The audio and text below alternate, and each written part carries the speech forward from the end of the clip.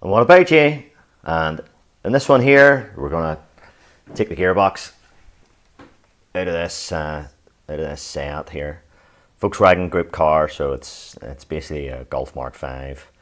There's a Seat Leon FR with the 2-litre common rail engine in it there. I'm sure you recognise that. It's in a lot of Audis and Volkswagens and stuff like that. So we're going to pull this box out. So what I'm going to show you in this one is wee tips on pulling this box.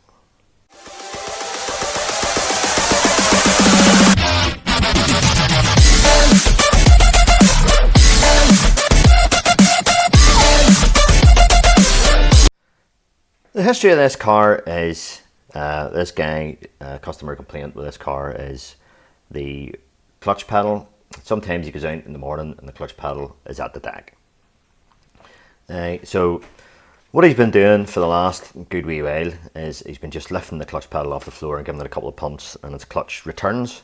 So it's a hydraulic clutch in this, as we know. And the first thing we did, and this was a good while ago, was we changed that. So these are known to, and explain to the guys, the owner of this guy, he's pretty understanding, and this is the original one out of this car. So we got a genuine Volkswagen part and we replaced, this is the master cylinder, which that's the pedal, actually it's onto that and pushes that. So I explained to him if there was no leaks, the only possibility I could think of was that the seals were passing. So the fluid was passing over and allowing the pedal to drop. And there's no leaks anywhere in this hydraulic system that I can see anyway. So we replaced that, and the reason why we went for that one was because you could that is actually the easiest of the two to do. That was the least amount of labour. You could change that out in a couple of hours with the car sitting on the ground, and I did that.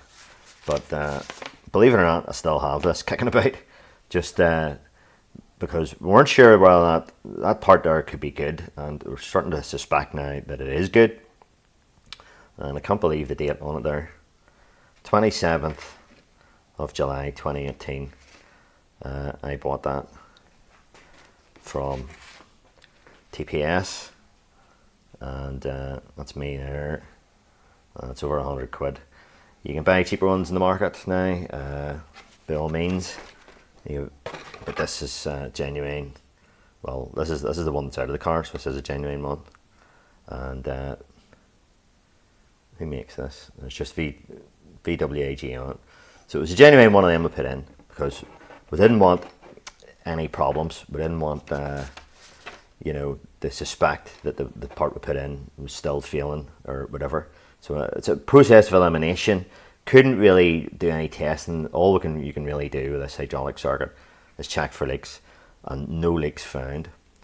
So the only thing we could think of was, and it's some sort of internal failure. However, the guy has been running about with this for, as I say, I can't believe that date there, 2018. This is now July 2019. However, the guy is still complaining of the same thing, although he says it's not just as bad, but it's very, very intermittent. So the reason why we're pulling the gearbox, we're going to put a new concentric sleeve on it. That's that there, but there's a hell of a lot more labour involved in doing that than the master cylinder. So that concentric sleeve there, that's the sleeve. So that resides inside the gearbox. So you can see that wee yellow outlet there, and that is the wee yellow outlet there. It's coming out of the gearbox. So I have a starter motor out of that. This gearbox is ready to pull, basically. So the point of this video is I'm just going to show you what you have to do. This is a 6-speed gearbox, and it is a bruiser of a gearbox. And why am I talking in a Scottish accent? Because I am watching too many Sandy Anderson videos, and I succumb into a Scottish accent afterwards. So Anyway, you may notice I have the subframe removed. That's the power steering pump there, and the other wishbone is still there. Drive shaft's disconnected, and I have the other side disconnected off the wishbone and pulled back, so the drive shaft's still in the hub. So, but it's pulled back clear enough for me to take. I'm going to pull this gearbox out, so you don't actually need to pull that shaft. Okay, so there's a clearance you can get on there. Now, regarding leaks, and this is the confusing bit about all this, is I can't really see any leaks. The only thing that's there looks like engine oil to me. It is wet, like. So, is that brake fluid maybe?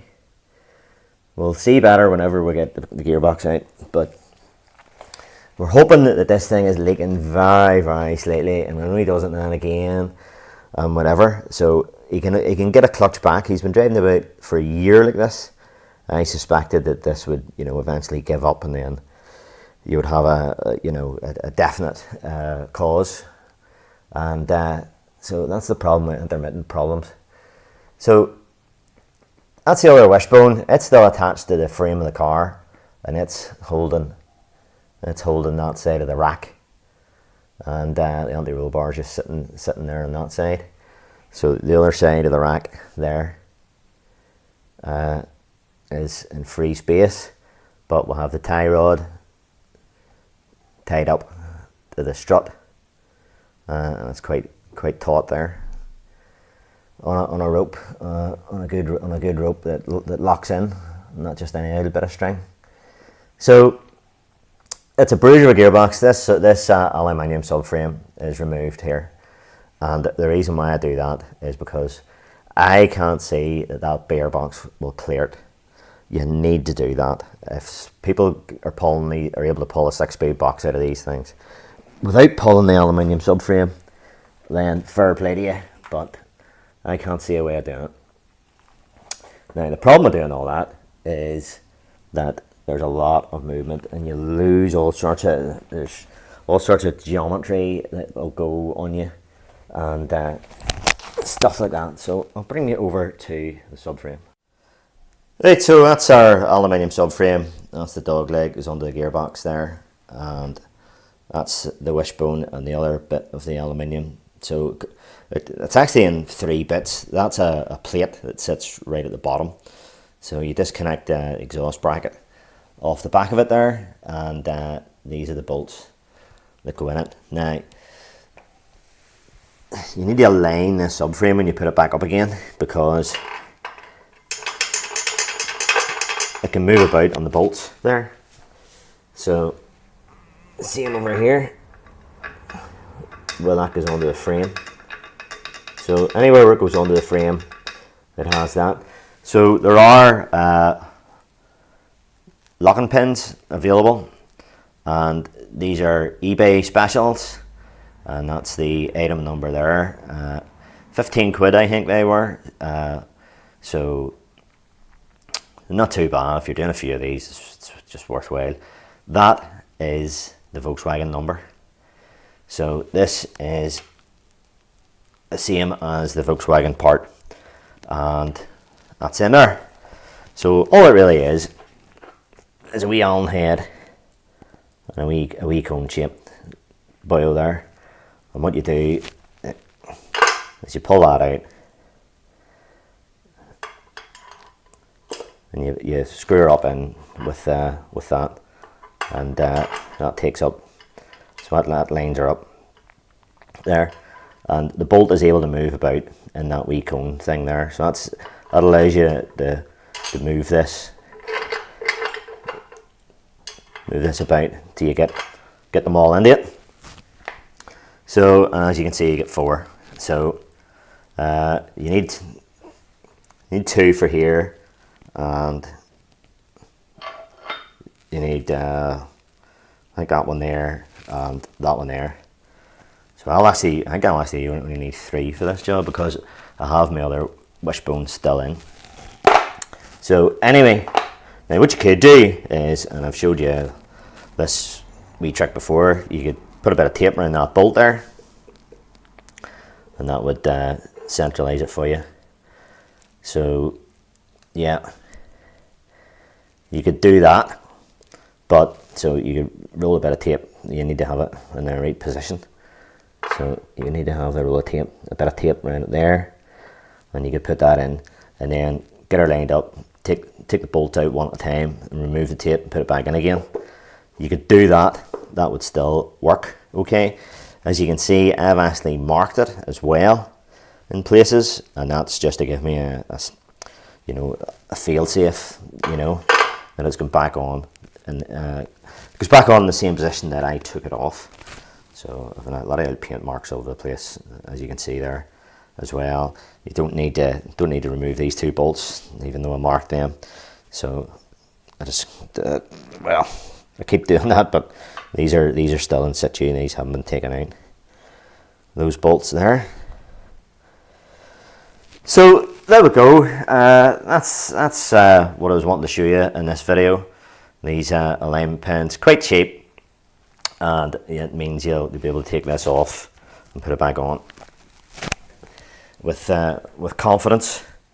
So there's a few bits and pieces lying about. There's a starter, drive shaft, battery, upper components.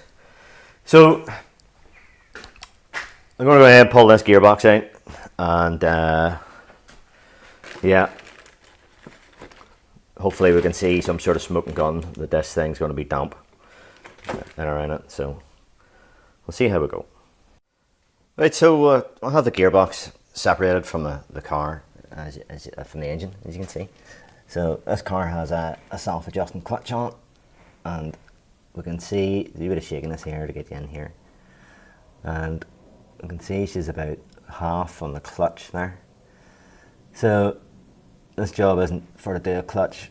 We're trying to keep the cost down for the guy, and the DMF seems okay. It wasn't rattling, so we're just interested in the hydraulic issue. So if I bring it around here, let's have to get underneath here. Here's our concentric sleeve. Now, it's not really that damp looking. I'll see it better when I get it off. There's a bit of muck and crud around there, and in there, perhaps. Can't really see with the light, but there's no wet around the bell housing, which is, this could be a waste of time. It's unfortunate. It's not really to note. When you're dropping this gearbox out, that flange interferes with the flywheel. Now, you can't get it. It is very tight for that flange there. It jams against there. This flange here jams against there. So you drop the engine, a bit of a wiggle, a bit of a prise, it does actually come. Right, there's some guys take this flange out. There's a wee Allen in there, but that's sprung in. So with that back up on the car again, it is a bit of a nightmare to get that pressed in again. So I prefer not to touch it. There's a tiny bit of a wee bit of gear oil on it as well, but it's not dripping or anything. But so that's okay. Happy enough with that. But yeah, it is a bit of a bollocks to get out now, I must say. But we'll take this sleeve off and have a better look at it. So here's the concentric sleeve out of the car, and it's an LUK made one there. So we're putting an LUK one back in it again. So the only thing I can see in this, and hopefully it'll come up in the camera, is if I look in there, it does look a wee bit wet looking in there. So say this problem is very intermittent, and only happens now and again. In fact, he told me that all this week Today is Saturday, but all this week he had no problems at all. But when I drove the car, the biting point's very low, so you had to press the clutch in a right bit. The biting point's just a quarter off the floor, which it shouldn't be. So I could tell that, you know, it was as if there was a wee touch error in the system. So yeah, hopefully that is the problem, but it's minute. And we'll get this bell housing cleaned up, and we'll put the new one on, which is identical to this, same manufacturer, just doesn't say Volkswagen on it. And time will tell, but it looks definitely looks as if there's something there. Right, so I have the gearbox back in again, and starter motor's in. Let me see, shaft's back on again. Wishbone back in position again, just those bolts to do it. And yeah, not too bad. Wasn't actually too bad putting in, to be honest with you. But right, we're going to have a wee look at these wee alignment pins that I showed you right at the start of the video. So these move about just in one direction. So it's only any good if you put two in at any one time, because you can still move in that direction, but it can't move in the other direction. So the reason I think why it's like that, that's to allow the thing to line in whenever you screw it on in. If it was just a solid cone, you know, you would run the risk of damaging threads or whatever, you know. So what I'm going to do here is we'll have one bolt in, and you can see the marks that I put on, and you can actually see the bit that's the clean bit, you know. So that's, you can see that's slightly off with the tip X and the clean bit of the frame, and same there. There's a clean bit of the frame there, and that's just in a couple of threads. I'll just give you an idea of the movement you have here.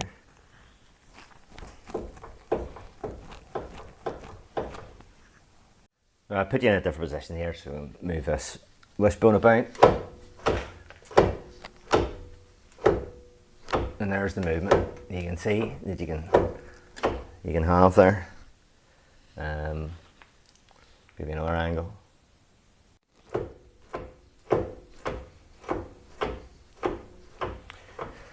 So that's the idea of these pins then. So the main flat subframe goes along here, but what I'm going to do is I'm going to pin this here, this one, and have two pins at the back so that it has to be correct. Well, so you just screw it up, you don't need to swing on it or anything. So hopefully that is sorted. So moving around to the other side, I just pull that bolt out temporarily and pin this so you'll be able to see this one get in.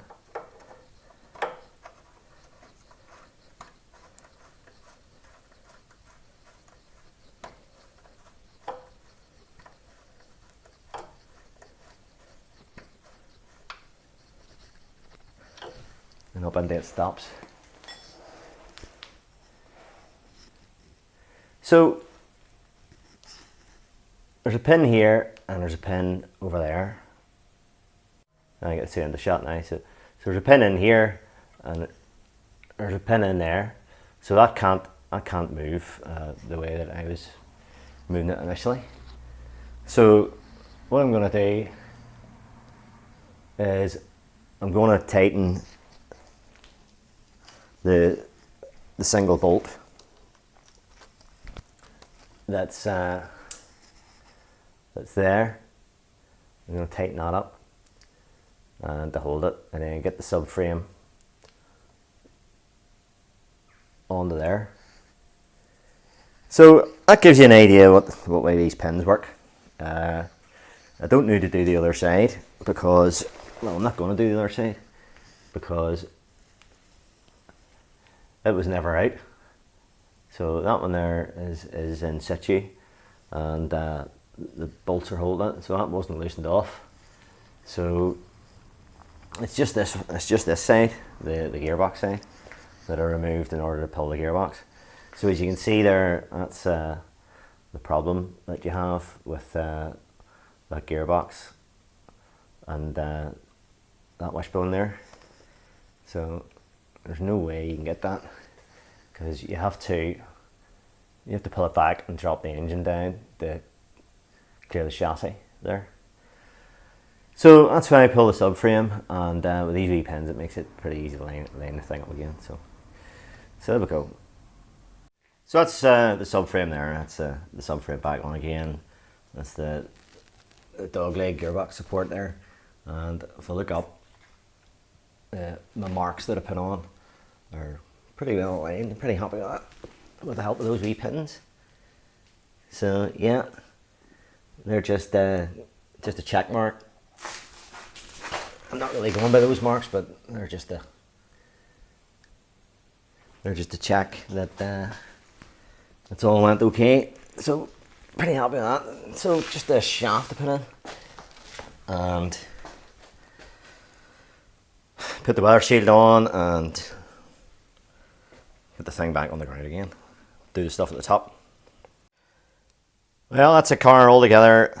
Wheels on, back on deck, and all the plastics put on. Clutch plate, feels great, and so we'll just suck it and see how long that does. He said he could go like a couple of weeks and he wouldn't have a problem, and then all of a sudden he comes out one morning and the clutch is at the deck. So yeah, the one on it didn't look good, but I'm not sure what else it can be apart from the pipework. So anybody that does this type of work, there's no hours. That's it, starting to get dark. So yeah, that's me done for this one. Get cleaned up and get that bench of where the hell did that come from? My God, Sandy!